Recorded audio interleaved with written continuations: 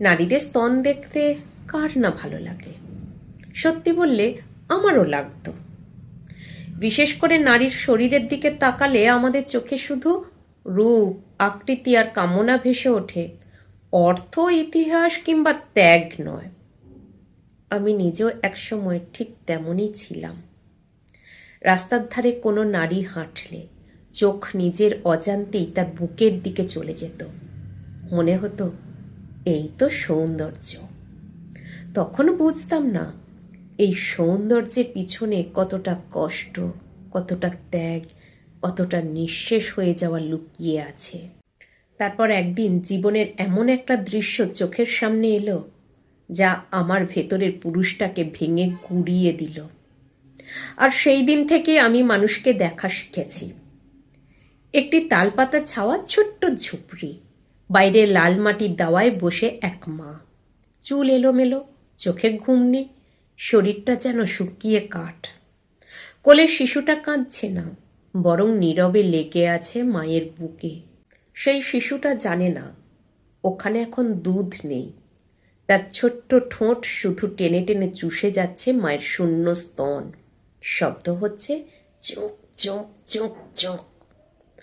একটা নীরব অসহায় সুর, যেন সে এখনো বিশ্বাস করতে চাইছে মা আমাকে দেবে, কিছু না কিছু দেবে।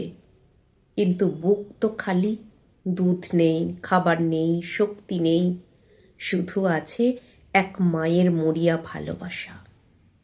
মা কিছু বলে না, শুধু তাকিয়ে থাকে সন্তানের মুখের দিকে। তার চোখে কোনো রাগ নেই, কোনো অভিযোগও নেই, শুধু একরাশ হাহাকার জমে আছে। দৃষ্টি বলছে দু ফোঁটা দুধ, শুধু দু ফোঁটা। কিন্তু সে দুধের বদলে মায়ের চোখ থেকে টপ টপ করে ঝরছে অশ্রু। সে অশ্রু গড়িয়ে পড়ছে বুক বেয়ে, পৌঁছে যাচ্ছে শিশুর ঠোঁটে। মাঝে মাঝে আমি নিজেকে প্রশ্ন করতাম, শিশুটি কি সত্যি দুধ খাচ্ছে, নাকি সে মায়ের চোখের জল কি দুধ ভেবে গিলে নিচ্ছে? হয়তো সে বুঝতে পারছে না যা সে খাচ্ছে তা আসলে ক্ষুধা নয়, মায়ের কষ্ট।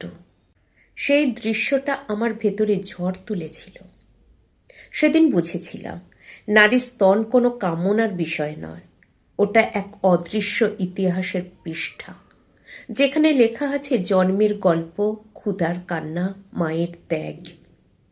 একজন নারী যখন সন্তানের মুখে দুধ দেয় তখন সেটা শুধু পুষ্টি নয়, ওটা পৃথিবীর সবচেয়ে পবিত্র দান। আর যখন তার বুক শুকিয়ে যায় তখনও তার ভালোবাসা শুকায় না।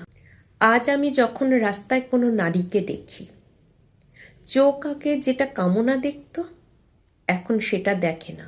এখন মনে হয় তার বুক যেন পূর্ণ থাকে, যেন কোনো শিশুর প্রথম স্বাদ অশ্রুর নোনতা না হয়, হোক সেটা দুধের মিষ্টি। একজন বাবা হওয়ার পর আমি ওই দৃশ্যটার মানে আরও গভীরভাবে বুঝেছি।